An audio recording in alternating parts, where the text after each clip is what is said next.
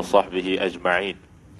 نوينا التعلم والتعليم والتذكر والتذكير والنفع والانتفاع والإفادة والاستفادة والحث على التمسك بكتاب الله وسنة رسوله صلى الله عليه وسلم والدعاء إلى الهدى والدلالة على الخير ابتغاء وجه الله ومرضاته وقربه وثوابه سبحانه وتعالى على هذه النية وإلى حضرة النبي المصطفى صلى الله عليه وسلم وآله وأصحابه ولمشايخنا الكرام وللمصنف الشيخ محمد النووي الجاوي وللشارح الشيخ محمد النووي الجاوي. شيء لله لهم الفاتحة. أعوذ بالله من الشيطان الرجيم. بسم الله الرحمن الرحيم. الحمد لله رب العالمين الرحمن الرحيم مالك يوم الدين إياك نعبد وإياك نستعين اهدنا الصراط المستقيم صراط الذين أنعمت عليهم غير المغضوب عليهم ولا الضالين آمين. Alhamdulillah, puji-pujian bagi Allah Subhanahu wa taala dengan limpah dan kurnia-Nya dapat kita bersama-sama pada hari ini untuk kita sambung muzakarah kita di dalam kitab Maraqil Ubudiyah, syarah kepada Bidayatul Hidayah yang dikarang oleh Al-Imam Al-Ghazali radhiyallahu taala anhu. Ini syarah ni dikarang oleh Syekh Nawawi Banten yang mensyarahkan kepada kitab Bidayatul Hidayah yang dikarang oleh Al-Imam Al-Ghazali radhiyallahu taala anhu. Jadi insya-Allah kita sambung pada muka surat Al-Kisah. Kalau kitab ni muka surat apa tu? X1 XV XVI X1V. Ayat mana tu?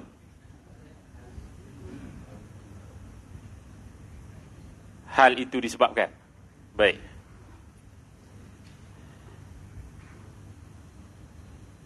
Kalau kitab biru ni muka surat 8. Kalau kitab biru muka surat 8.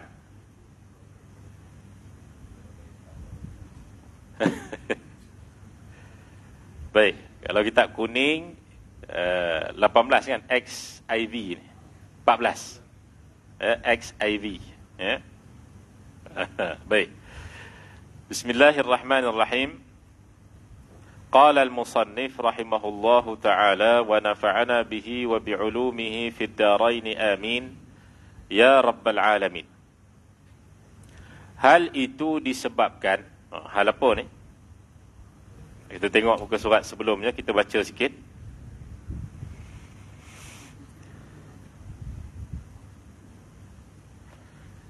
Jika niat dan tujuanmu, itu kita baca yang sebelumnya ya, rangkap yang sebelumnya, perenggan yang sebelumnya. Jika niat dan tujuanmu menuntut ilmu hanya untuk mendapatkan hidayah dari Allah atau untuk menghilangkan kebodohan diri atau menghidupkan dan mengekalkan agama Islam serta mencapai negeri akhirat dan memperoleh keridaan Allah Subhanahu wa taala, di samping mensyukuri nikmat akal dan kesihatan badan, bukan hanya sekadar meriwayatkan dan menukil daripada ulama, maknanya bukan sekadar tahu tentang perkataan, bahkan amal, maka gembiralah kerana para malaikat redha dengan apa yang engkau tuntut, apa yang engkau inginkan, dan mereka, yakni para malaikat, akan membentangkan sayap-sayapnya sebagai hamparan bagi para penuntut ilmu. Amin ya rabbal alamin. Ikan-ikan di laut pun akan memohonkan ampunan bagi orang yang mahu berjalan menuju orang alim, yakni guru, untuk belajar. Baik, sambungan dia pada hari ini, itu kita dah syarahkan sebelumnya. Baik. Hal itu, yakni hal bahawasanya orang yang pergi menuntut ilmu kepada orang alim, ya, yang mana mereka ini diberikan kebaikan dan redha Allah, itu hal itu tu. Disebabkan kebaikan dunia tergantung pada orang alim. Ini bagaimana kehidupan kita di atas muka bumi ini yang terkait dengan hukum hakam. Dan yang terkait dengan permasalahan zahir dan batin. Jadi kebaikan dunia kita ni, bahkan lagi akhirat, tergantung pada orang alim. Dengan penyampaiannya terhadap hukum-hukum syariat yang diantaranya diharamkan menyiksa haiwan sebagaimana dinyatakan oleh Al-Azizi. Maknanya kita kata kalaulah berkait dengan perkara kecil seperti menyiksa haiwan pun dinyatakan hukumnya, apatah lagi yang lebih besar yang berkait dengan nyawa manusia, ya, yang berkait dengan muamalah kita dengan manusia. Sebab itu para ulama mengatakan kehidupan kita ini perlu ada dua perkara. Apabila kita bermuamalah, maka perlu ada dua perkara, iaitu yang pertama hifzul lisan minadz-dzam, dan yang kedua hifdzud dam, hifdzul yad minad-dam,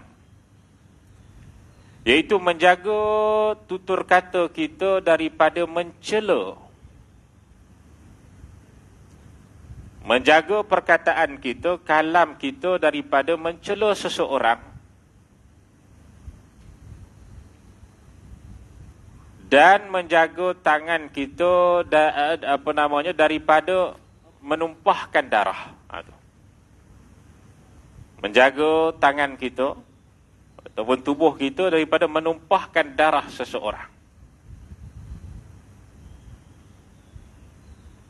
Maka perkara ini perkara yang sangat perlu kita teliti dan kita amalkan dalam kehidupan kita. Kerana dengan perkataan inilah kita kata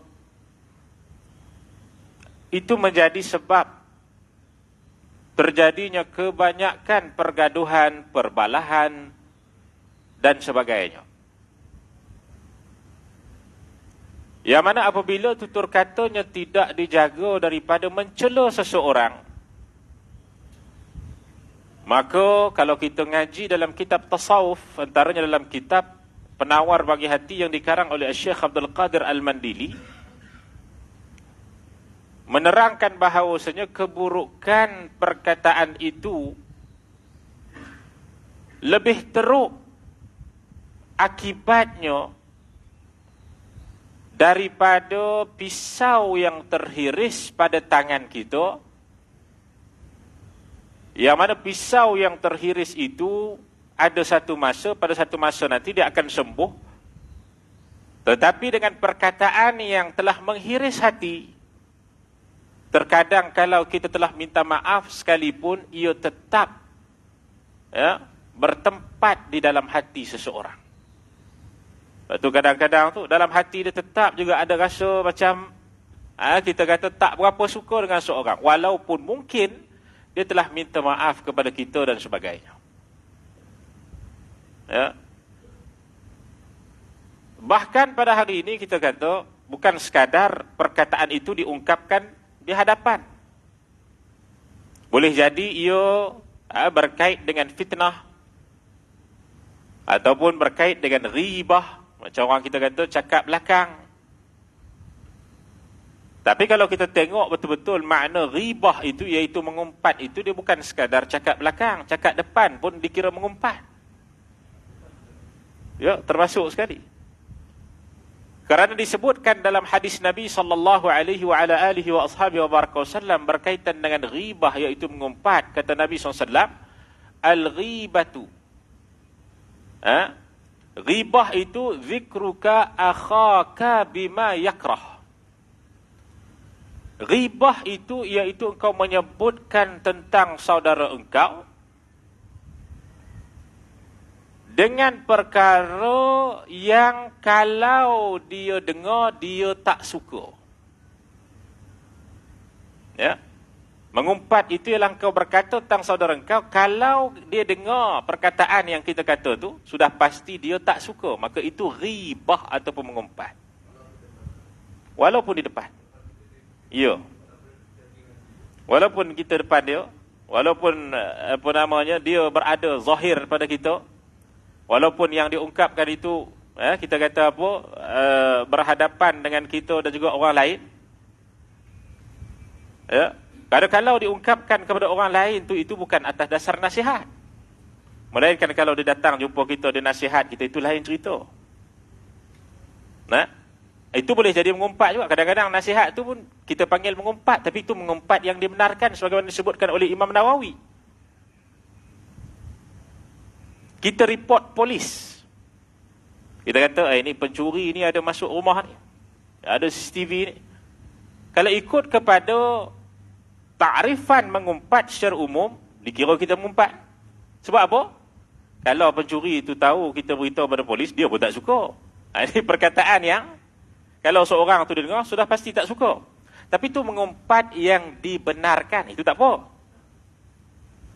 Nah, beritahu satu orang ni, dia mengajar. Dalam keadaan yang dia mengajar tu mungkin ada kesalahan.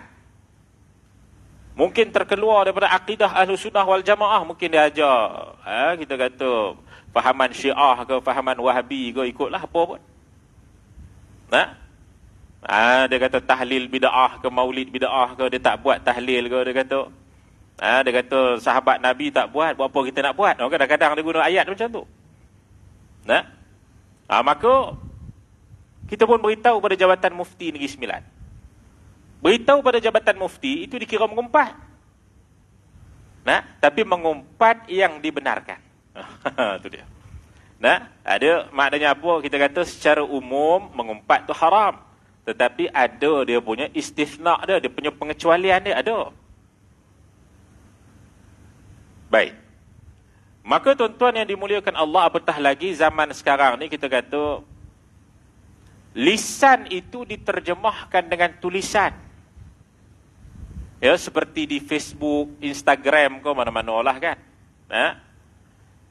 Yang mana kadang-kadang kita tengok subhanallah, perkataan yang ditulis itu kadang-kadang kita kata mencela, menghina dan sebagainya. Jangan kita ingat perkara tersebut tidak akan dihitung nanti di hari akhirat. Ia mewakili kepada percakapan kita. Yang mana nanti di hari akhirat dalam surah Yasin biasa kita baca, al-yawma nakhtimu ala afwahihim wa tukallimuna aydihim wa tashhadu arjuluhum bima kanu yaksibun. Sadaqallahul azim. Yani di hari akhirat, al-yawm nakhtimu, kami tutup mulut mereka. Nakhtimu ala afwahihim, mulut-mulut mereka kami tutup.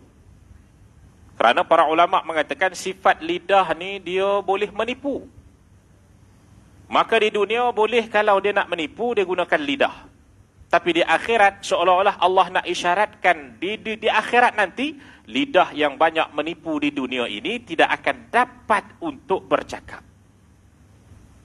Wa tukallimuna, dan kami jadikan yang boleh bercakap itu apa? Aidihim, tangan-tangan mereka. Wa tashhadu arjuluhum, dan akan menyaksikanlah oleh kaki-kaki mereka. Maknanya tangan kata, yo saya buat begini. Kaki kata, ya saya menjadi saksi. Bima kanu yaksibun, dengan apa yang telah mereka kerjakan. Maka tuan-tuan yang dimuliakan Allah Subhanahu wa taala, dia hati-hati dengan kita kata perkara-perkara baru yang terkadang walaupun mungkin orang tu tidak berada di hadapan kita, kita menggunakan wasilah internet, wasilah Facebook dan sebagainya, hati-hati dengan perkara tersebut. Dan perkara ini subhanallah menjadi makin parah. Sehingga kadang-kadang kita dengar kan, cyber trooper ataupun kita kata orang-orang yang banyak menyerang dalam FB ni, dia punya level dia, orang Malaysia ni antara yang terhebat. Dan kalau satu-satu isu keluar, orang Malaysia ni antara level yang tinggi dalam mengulas sehingga kita kata apa, terkadang tanpa ilmu, subhanallah, ataupun terkadang sehingga menyakitkan hati seseorang. Na'udzubillahi min dzalik. Maka tuan-tuan yang dimuliakan Allah Subhanahu wa taala, maka kata di sini, tanda dari tujuan itu, bila engkau lebih menyukai pembahasan ilmu secara peribadi daripada dengan orang banyak, dan bila engkau tidak membedakan antara tersingkapnya kebenaran melalui lisanmu atau lisan orang lain, mana tanda daripada tujuan itu, iaitu tujuan kita ini belajar kerana Allah Subhanahu wa taala, maka kita ni secara peribadinya akan suka dengan majlis-majlis ilmu, daripada dengan orang banyak. Maknanya apa? Maknanya kita kata dengan keramaian-keramaian yang lain, itu tidaklah membawa kepada satu perasaan yang lebih suka jika nak dibandingkan dengan apa? Perasaan ketika berada dalam majlis ilmu, majlis zikir dan sebagainya. Ini antara tanda-tanda niat yang ikhlas kerana Allah Subhanahu wa taala. Dan bila engkau tidak membezakan antara tersingkapnya kebenaran melalui lisanmu atau lisan orang lain, maknanya apa? Kita boleh menerima kebenaran itu walaupun mungkin berbeza dengan pandangan kita. Dan kita boleh menerima kebenaran itu daripada siapa pun. Cuma perbahasan ini ada penelitiannya, ada perinciannya. Secara umum kita boleh menerima kebenaran daripada siapa pun, itu secara umum. Baik. Nanti kita akan tengok nanti, masya-Allah. Sebuah hikayat, ini satu cerita. Hikayat ni satu cerita. Bila disebutkan dalam istilah hukiyah, iaitu satu cerita, dia bukan hadis, dia bukan apa, dia cerita. Baik.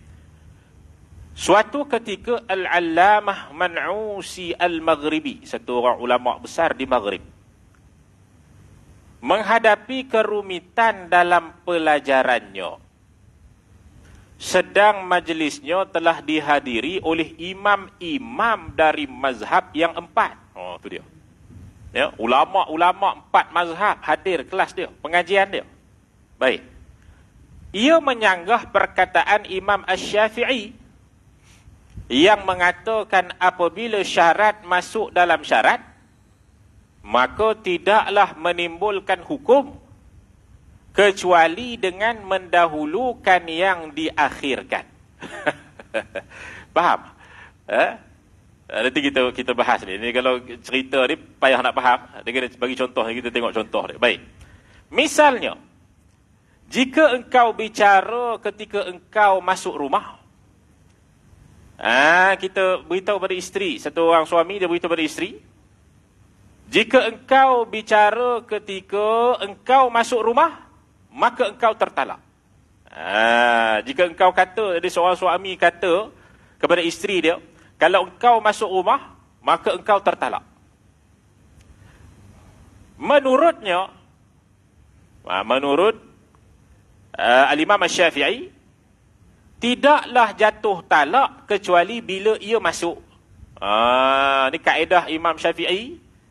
Maknanya apa? Syarat masuk dalam syarat. Ini kaedah Imam Syafi'i. Syarat yang pertama apa dia? Syarat yang pertama iaitu keluar. Syarat yang kedua iaitu tertalak. Ni syarat masuk dalam syarat. Kalau tak ada keluar, maka tak tertalak. Ini kaedah dalam mazhab Syafi'i. Tapi Syekh Al-Man'ush Al-Maghribi ni dia sanggah. Dia sanggah. Ya. Maka Syekh itu berkata, kami tidak melihat adanya dalil bagi perkataan itu dalam bahasa Arab. Maknanya, kalaulah satu orang suami itu dia kata kepada isteri dia, kalau engkau masuk dalam rumah, maka engkau tertalak. Dia kata, tu tak ada pun dalam bahasa Arab. Dalam bahasa Arab ni sekadar kata, aku talakkan engkau. Selesai. Dia tak ada dipanggil, kalau dalam kaedah mazhab Syafi'i, dalam fiqh munakahat, dipanggil ta'liq. Cerai ta'liq.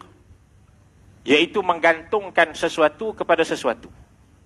Menggantungkan talak tu kepada keluar rumah. Tu.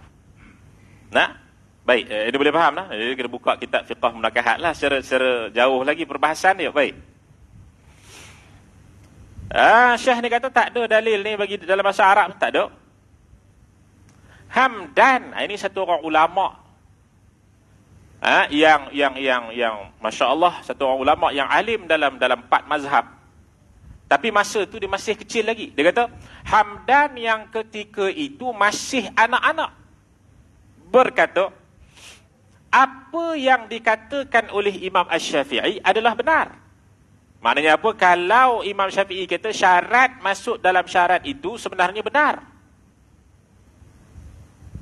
Kalau dia keluar rumah, kalau dia masuk dalam rumah, maka dia kata jatuh talak. Maka itu benar, tak ada masalah pun. Walaupun dia tak kata secara terus, kamu ni aku talakkan. Walaupun dia tak kata secara terus. Boleh faham tak? Baik.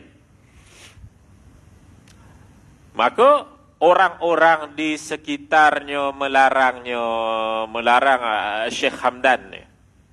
Kerana apa? Kerana ia masih kanak-kanak lagi. Itu dia. Masih kecil lagi. Ini kalau kita baca pula dalam kisah tentang Al-Imam Abu Hanifah dan juga Dahri yang berdebat, Al-Imam Abu Hanifah ketika tersebut masih kecil. Kalau kita baca dalam kitab Aqidatun Najid, ya, itu dihikayatkan kisah tu. Baik. Ini antara ulama-ulama yang masih kecil tetapi Allah Ta'ala berikan ilmu dan kefasihan di dalam berhujjah. Subhanallah. Maka orang-orang di sekitarnya melarangnya kerana ia masih kanak-kanak.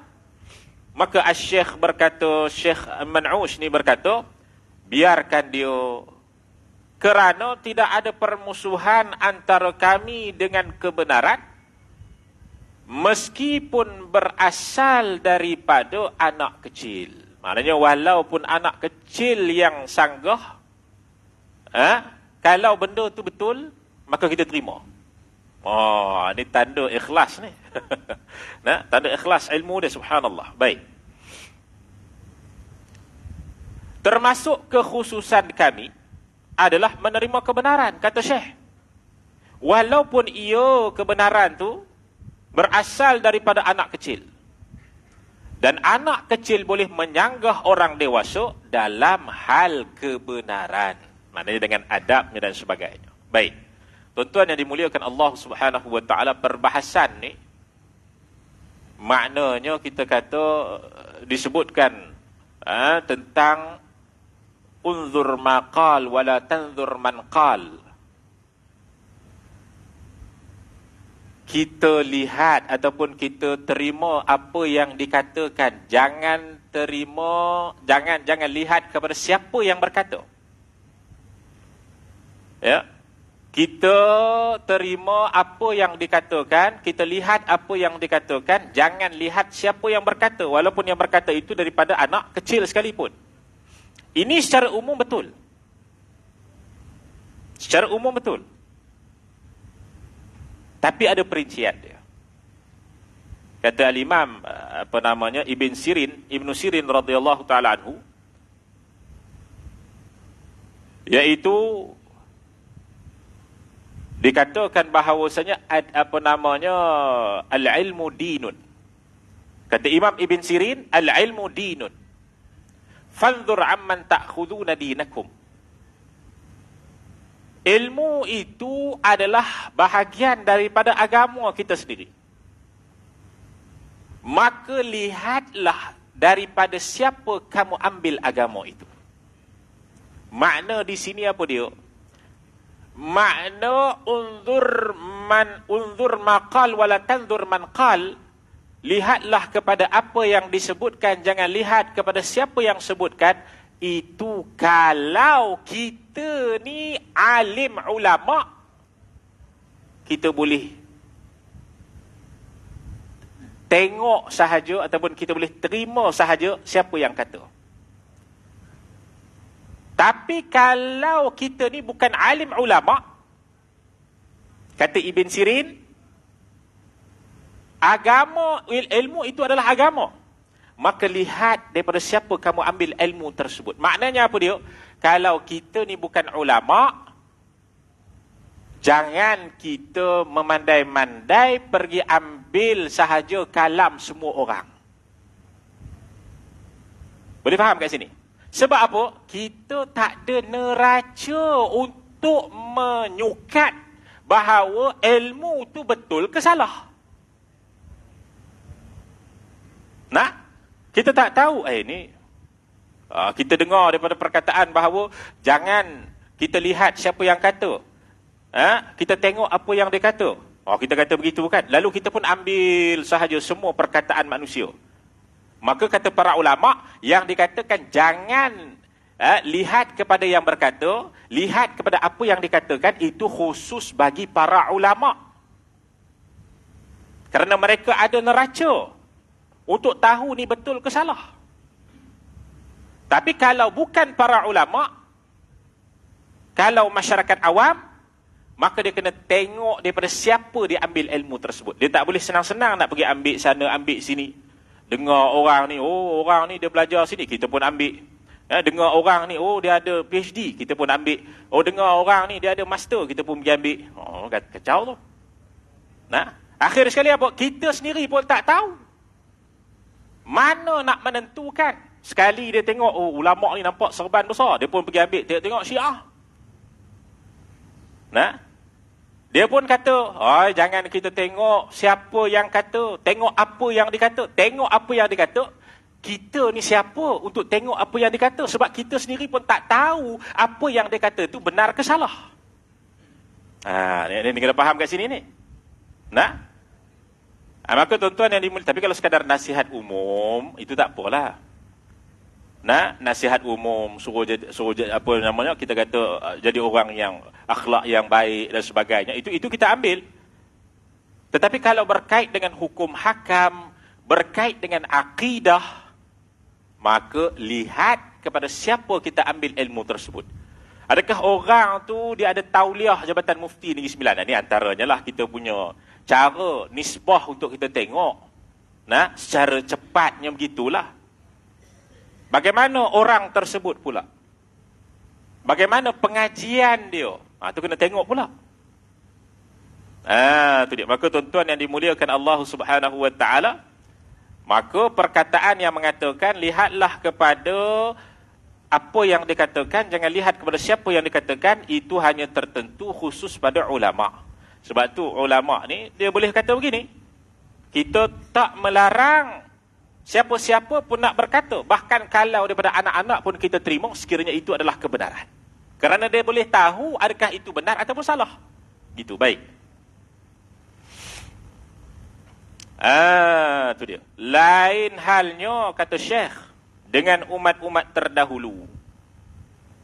Apabila ada orang terpandang bersalah, maka tak seorang pun berani menyanggahnya, tak seorang pun berani untuk pertikaikan. Sehingga kesalahan itu berlaku sebagai syariat yang diamalkan di dunia. Kemudian Asy-Syaikh menoleh kepada Hamdan dan berkata, katakan apa yang ada padamu. Maknanya hujah kamu, kalau kamu nak bagi hujah apa, kamu bagi. Maka Hamdan, anak itu menjawab, yakni Hamdan yang ketika itu masih kecil, Syekh Hamdan, Dia kata, apa pendapatmu wahai Syekh tentang perkataan penyair dalam Bahrul Basit? Dia sebab apa orang Arab ni dia suka kepada syair. Jadi kalau dia nak berhujah ni, dia kata tadi tak ada pun dalam kaedah bahasa Arab. Okey, sekarang ni kita ambil syair bahasa Arab sendiri. Yang mana itu adalah merupakan bahasa orang Arab. Baik. Maka Hamdan dia kata, Syekh Hamdan dia kata apa? Mereka minta tolong kepada kami jika mereka takut. Nescaya mereka dapatkan dari kami tempat-tempat kemuliaan yang dihiasi kemurahan hati. Itu dia. Apa maknanya ni? Permintaan tolong itu dibutuhkan. Diperlukan. Nah, permintaan tolong itu diperlukan. Betul ya? Terjemahan tu. Sesudah timbul rasa takut. Bukan sebelumnya. Apa maknanya? Bila takut, maka baru ada tolong. Tu. Baru minta tolong. Bila takut, baru minta tolong. Ini dalam syair. Bukan sebelumnya. Bukan minta tolong dulu, baru takut. Kan? Bukan minta tolong dulu, baru takut. Dan apa yang dikatakan oleh Asy-Syafi'i itulah yang benar. Kata Syekh Hamdan. Maknanya apa? Syarat jatuh talak tu dihukum setelah ada syarat keluar rumah. Macam mana syarat minta tolong itu setelah ada syarat takut? Boleh faham kat sini? Minta tolong itu setelah ada takut, maka jatuh talak itu setelah ada keluar rumah. Ini syarat atas syarat. Dia masuk kaedah fiqah lah nak. Baik. Maka hal ini dia kata, Syekh Hamdan kata yang masih kanak-kanak tu, dia kata hal itu dibuktikan dalam bahasa Arab. Maknanya dalam syair kita pun dah ada benda ni. Maka Asy-Syekh, yakni Syekh Man'ush tersenyum dan senang dengan jawapan itu. Dia kata betul lah ni, dalam bahasa Arab rupanya ada. Syarat, masuk syarat ni, dia kata. Baik. Ia berkata, engkau benar wahai anakku. Dan ia, yakni Syekh Man'ush pun mendoakannya, yakni mendoakan Syekh Hamdan. Asy-Syekh berkata, sebenarnya aku tidak pantas menyanggah. Aku ni tak layak pula untuk mengkritik imam ataupun menegur imam. Menegur Syekh Man'ush, kata dia. Hanya saja aku mengira bahawa Imam Syafi'i lah yang menggerakkan lisanku untuk bicara, dengan makna keberkatan atas pengajian dia dalam ilmu lah yang menjadikan dia kata Al-Imam Asy-Syafi'i itulah yang menggerakkan lisanku untuk berbicara. Ini keberkatan daripada Imam Asy-Syafi'i. Betapa indahnya perkataan penyair dalam Bahrut Tawil. Ini Bahrul Basit, Bahrut Tawil ni, ini adalah kita kata dipanggil kaedah syair. Itu dalam ilmu arud qafiyah dalam syair. Baik. Itu kita tak bahaslah, itu berkaitan dengan syair dalam bahasa Arab. Baik. Banyak anak kecil yang mendapat perhatian dari Allah hingga orang-orang tua memerlukannya. Itu dia. Maknanya di sudut ilmu. Sebab itu disebutkan, kalau kita boleh tengok dalam beberapa hadis, antaranya riwayat Tirmizi, Nabi SAW sabdakan, man la yarham la yurham. Siapa yang tak mengasihi, maka dia takkan dikasihi. Dan satu lagi Nabi SAW sebut, laisa minna man lam yarham saghirana wa yuwaqqir kabirana. Kata Nabi SAW, bukanlah di kalangan kami mereka yang tidak mengasihi orang anak-anak kecil di kalangan kita dan tidak menghormati orang yang lebih tua di kalangan kita. Makna di sini apa dia? Makna di sini sebagaimana disebutkan dalam syair tadi, ya, bahawa anak kecil ini kalau kita lihat kepada mereka, maka kebanyakan daripada mereka ni mendapat perhatian daripada Allah sehingga kita memerlukan mereka di sudut apa? Di sudut kita mengasihi mereka, maka kita akan mendapatkan perhatian daripada Allah Subhanahu wa taala. Pada itu disebutkan man la yarham la yurham. Siapa yang tak kasih, maka dia takkan dikasihi. Maknanya apa? Kalau dia kasih kepada anak kecil, maka dia juga akan mendapat perhatian daripada Allah Subhanahu wa taala. Baik. Di samping menuntut ilmu, kata Syekh, kata pengarang kitab, di samping menuntut ilmu, engkau harus beribadat. Atau ilmumu akan sia-sia. Itu dia. Sesungguhnya ilmu itu ibarat pohon dan ibadat ibarat buahnya. Ilmu tu seperti pohon, yang pokok tu, dan ibadat tu adalah buah daripada pokok tu. Itu dia. Maka hal pertama yang harus engkau jalani adalah mengenal Tuhan, kemudian menyembahnya. Sebab itu disebutkan apa dia? Awaluddin ma'rifatullah. Awal agama itu mengenal Allah. Dalam masa yang sama dengan mengenal hukum hakam Allah. Terkadang orang dia salah faham bila disebut awaluddin ma'rifatullah, awal ilmu agama itu adalah mengenal Allah, lalu dia tidak mempelajari fiqh secara asasnya. Sedangkan jalan untuk ma'rifah itu salah satunya dengan apa? Dengan fiqh.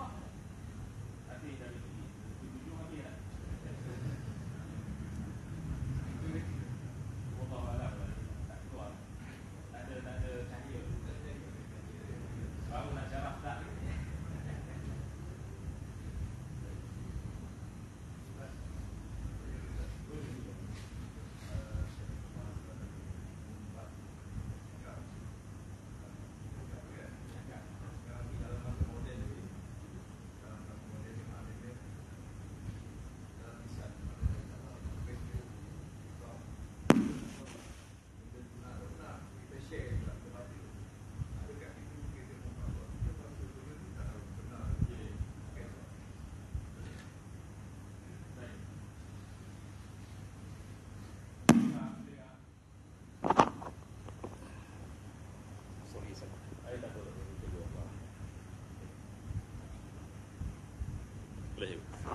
Jazakumullah.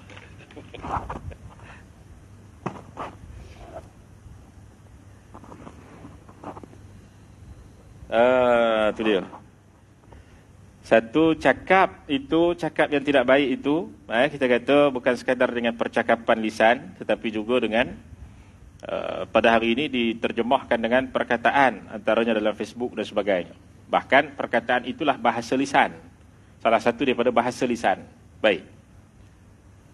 Maka seperti mana disebutkan, ditanyakan kaitan dengan orang share kan. Share sana, share sini dan sebagainya. Kita pun tak tahu tu fitnah ke, tu betul ke, salah ke dan sebagainya. Maka sabda Nabi SAW, kafa bil mar'i kadhiban. Cukuplah seorang itu dikatakan pendusta apabila dia berkata sesuatu yang dia dengar daripada seseorang. Maknanya apa? Dia dengar sahaja satu kes, satu berita, terus dia cerita habis pada orang, pada semua, tanpa dia teliti kebenaran cerita tersebut.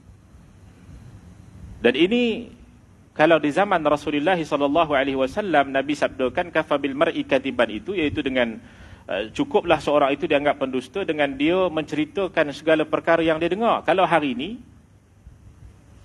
share itu dia. Dia melihat kepada, kita kata, konteks semasa ini. Maknanya apa?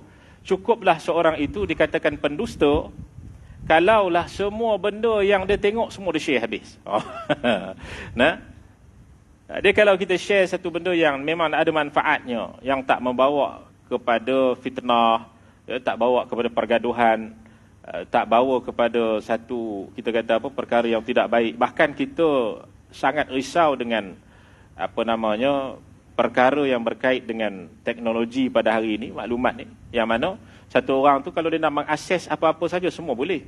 Bahkan kalau kita ada Facebook tu keluar macam-macam ceramah, yang mana kita pun tak tahu tu betul ke salah. Kan? Kita tengok macam sedap je, kita pun share. Rupanya salah. Pun boleh jadi juga kan kadang-kadang. Ini pada zaman sekarang ni. Adalah YouTube dan sebagainya. Macam-macam ceramah ada. Nah? Maka tuan-tuan yang dimuliakan Allah Subhanahu Wa Taala, maka nasihat para ulama kita tentukan guru-guru yang benar-benar diketahui ilmunya, manhajnya, pegangannya. Siapa? Maka di situ kita nak share, silakan. Ya. Walaupun kita tahu banyak lagi guru dalam tu, yang kita tahulah, maknanya yang kita tahu, maka kita share, tak ada masalah. Yang kita tak tahu ni sebaiknya apa? Kita tak share. Sebab apa? Kita nak ikut kepada yang dikatakan tadi, iaitu apa? Al-ilmu dinun, ilmu itu adalah agama. Fanzur amman ta'khudhu dinakum, maka lihatlah daripada siapa kamu ambil agama kamu. Itu yang pertama. Yang kedua, kalau berkait dengan suatu kita kata posting yang berkait dengan kemungkinan ada unsur-unsur fitnah, ada unsur-unsur perbalahan dan sebagainya, maka sebaiknya kita tidak share. Kenapa? Dikhawatiri kita disebutkan sebagaimana disebutkan dalam hadis tadi, iaitu apa? Seorang itu dikatakan pendusta. Maka apabila dia share sahaja, dia akan share saham pendusta. Ya. Bila share saham pendusta, apa hukum dia? Berdosa. Sama jugalah dosa dia. Ya. Haramlah hukum dia. Itu dia. Sebab itu disebutkan in ja'akum fasiqun binaba'in fatabayyanu. Disebutkan bahawasanya kalaulah ada satu orang fasik yang datang kepada kamu membawa satu berita, yang mana berita itu mungkin berkait dengan fitnah ke, yang kemungkinan ada unsur-unsur tersebut, fatabayyanu, maka telitilah betul ataupun salah. Nah, telitilah betul ataupun salah. Kalau zaman sekarang ni, kalau dulu mungkin seorang datang sampaikan berita, kalau zaman sekarang ni tak perlu seorang tu datang sampaikan berita, kita buka saja FB, macam-macam berita ada.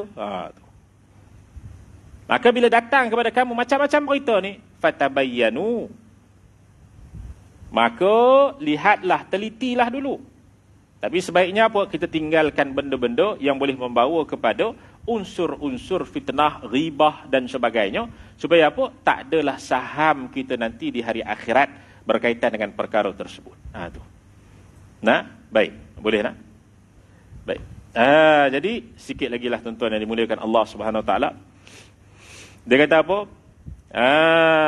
Maka hal yang pertama yang harus engkau jalani adalah mengenal Tuhan, kemudian menyembahnya. Yani awwaluddin ma'rifatullah, iaitu kita mengenal Allah, kemudian dalam masa yang sama kita menelusuri jalan syariat, iaitu dengan mengenal hukum hakam agama. Ya. Supaya kita dapat beramal yang membawa kepada ma'rifah. Dengan beramal itulah yang boleh membawa kepada ma'rifah. Ya. Yani kenal Allah Subhanahu Wa Taala dengan sebenar-benar kenal. Kadang-kadang ada orang silap, dia kata kita kenal Allah dulu, nanti ibadat kemudian. Ya. Akhirnya apa? Dia kata saya ni tak kenal-kenal Allah lagi ni. Jadi tak boleh ibadat lagi. Ni hebatlah ni kan. Tu dia. Sebab apa? Kalau nak ibadat mesti kenal Allah, mesti khusyuk kata dia. Kalau nak ibadat ni mesti kenal Allah dulu dan mesti khusyuk. Betul dah, kenal Allah Ta'ala. Dalam masa yang sama, dia kenal Allah secara ringkas ni apa dia? Ini kena tahu dulu ni. Sebab itu ma'rifah ni para ulama' bahagi kepada dua. Al-Imam As-Sanusi dalam Ummul Barahin, dia membahagikan kepada dua. Ma'rifah dengan makna kenal ini dibahagikan kepada dua. Iaitu apa? Ma'rifah ammah, satu lagi ma'rifah khassah. Ma'rifah yang umum, satu lagi ma'rifah yang khusus. Ma'rifah yang umum ini dikatakan pada asasnya, pada awalnya memadai seorang itu dia kenal Allah sebagai Tuhan, dia tahu Tuhan itu bersifat dengan sifat-sifat kamalat, yakni kesempurnaan. Dalam masa yang sama dia kena beribadah kepada Allah Subhanahu wa taala. Ini pada asasnya dulu. Cuma dalam masa yang sama dia kena kenal Tuhan dengan sifat-sifat Tuhan. Kemudian dia mengenali Tuhan dengan sifat-sifat Tuhan, maka ketika tersebutlah dia akan bawa sedikit demi sedikit, sedikit demi sedikit kepada ma'rifah yang khasah. Apa makna ma'rifah yang khasah? Yang kenal Tuhan dengan lazatnya cinta dan rindu kepada Allah. Ini kenal Tuhan di sudut apa? Di sudut kita kata pengabdian kepada Allah Subhanahu wa taala. Itu ma'rifah yang khasah, ma'rifah yang khas pula. Nah, jadi ma'rifah yang umum selesaikan dulu. Dalam masa yang sama kita beribadah kepada Allah dengan kita tahu hukum hakamnya. Sebab itu sebahagian orang yang salah faham dengan awaluddin ma'rifatullah, awal agama mengenal Allah, lalu dia pun tak mengaji fiqh, lalu dia pun tak beribadah, lalu dia pun kata apa dia? Lalu dia pun mengatakan bahawa dirinya itu masih tak kenal Allah lagi, lalu tak perlu beribadah lagi. Tu. Na'udzubillah min dzalik lah. Nah, maka ini salah faham yang timbul pada hari ini juga. Maka tuan-tuan yang dimuliakan Allah Subhanahu wa taala, katanya, bagaimana engkau bisa menyembah Tuhan jika engkau tidak mengenal nama serta sifat-sifat zatnya? Apa yang wajib baginya dan apa yang mustahil pada sifatnya? Mustahil atasnya. Baik. Maknanya apa? Ibadah ni mesti berilmu. Dan bila berilmu mesti ibadah. Tu. Ibadah ni apa? Mesti dengan ilmu, dan bila ada ilmu mesti ibadah. Itu dia. Nah, sebab itu disebutkan oleh Al-Imam Ibn Zubat dalam matan Imam Ibn Ruslan dalam matan Zubat, katanya apa? Wa kullu man bighairi ilmin ya'malu a'maluhu mardudatun la tuqbalu. Orang-orang yang tanpa ilmu mereka beramal, maka amalnya itu ditolak, tidak diterima. Maknanya apa? Kalau nak beramal mesti ada ilmu, dan kalau ada ilmu mesti kita beramal kepada Allah Subhanahu wa taala. Maka dalam perbahasan ini tuan-tuan yang dimuliakan Allah Subhanahu wa taala, perlu kita mengaji sifat 20 pula. Yang telah digariskan oleh para ulama. Untuk kita kenal tentang Allah taala tu perlu dengan sifat-sifatnya. Perlu kita kenal sifat-sifatnya. Bukan kita memikirkan tentang zatnya. Nah, sebab mengenal Allah itu bukan dengan memikirkan zat Allah, tetapi mengenal Allah itu dengan kita mengenal sifat-sifat Allah Subhanahu wa taala. Kerana nak mengenal zat Allah taala itu satu perkara yang mustahil untuk kita kenal, kerana zat Allah ini tidak seperti zat makhluk. Sebab itu disebutkan di dalam di dalam kata para ulama, tafakkaru fi khalqillah wa la tatafakkaru fi dzatillah. Ini ada riwayat dalam hadis. Berfikirlah tentang ciptaan Allah, jangan kamu fikir tentang zat Allah. Kerana apa jangan fikir tentang zat Allah? Kerana zat Allah itu tak boleh difikir. Kita tak tahu bagaimananya zat Allah Subhanahu wa taala, kerana zat Allah itu bukan jirim, bukan jisim, bukan arad. Bukan beranggota badan seperti mana manusia, bukan objek. Maka fikirkan tentang ciptaan Allah, bukan kita fikirkan tentang zat Allah Subhanahu wa taala. Kerana seorang yang mencuba memikirkan tentang zat Allah, hakikat yang dia fikir tu makhluk. Apa yang terlintas dalam fikiran dia, hakikatnya tu makhluk. Maka bagaimana kita nak mengatakan kita boleh memikirkan tentang zat Allah Subhanahu wa taala? Dia pun bayang Allah taala ni ada macam ni, ada macam ni. Nah, ada tangan 6 kau, naudzubillah min zalik lah. Apa yang dia fikir tu sendiri adalah makhluk. Sebab tu disebutkan oleh Al-Imam At-Tahawi, wa ma khatara bil bal, apa-apa yang terlintas dalam hati tentang Allah taala itu, maknanya pada memikirkan zat Allah, hakikatnya yang terlintas itulah makhluk. Kerana Allah Subhanahu wa taala itu tidak boleh disamakan dengan makhluk. Laisa kamitslihi syai'. Tidak ada satu pun yang boleh disamakan dengan Allah Subhanahu wa taala. Maka tuan-tuan yang dimuliakan Allah Subhanahu wa taala, Mungkin engkau meyakini, wallahu a'lam. Nanti kita sambung pula lah nak cerita pula ni tentang sifat-sifat Allah Subhanahu wa taala. Lepas tu dia akan cerita tentang buah tariqah, haqiqah, syariat, tariqah dan haqiqah ni. Dia akan cerita pula buah-buah ni.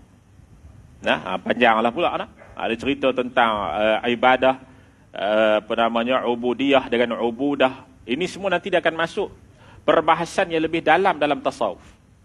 Perbahasan yang lebih dalam tasawuf. Maknanya dia akan cerita tentang keadaan hati yang lebih dalam perbahasan tasawuf. Yang bukan asas lagi dah. Baik. Maka tuan-tuan yang dimuliakan Allah Subhanahu wa taala, mudah-mudahan Allah Subhanahu wa taala menjadikan kita dapat beramal dengan sedikit daripada apa yang kita mengaji pada hari ini, yang kita muzakarahkan pada hari ini. Mudah-mudahan kita mendapatkan redanya Allah Subhanahu wa taala, berada dalam majlis ilmu, mendapatnya barakah dan juga doa daripada seluruh penduduk langit dan bumi. Amin ya rabbal alamin. Dan mudah-mudahan kita, subhanallah, Allah istiqamahkan kita dengan taufik dan hidayahnya untuk sentiasa berada dalam majlis-majlis ilmu, majlis-majlis zikir, majlis-majlis yang membawa kepada mengingati Allah dan cinta kepada Rasulullah sallallahu alaihi wasallam sampailah akhir hayat kita. Amin ya rabbal alamin. Aqulu qawli hadha wa astaghfirullahal azim li wa lakum. Wassalamu alaikum warahmatullahi wabarakatuh.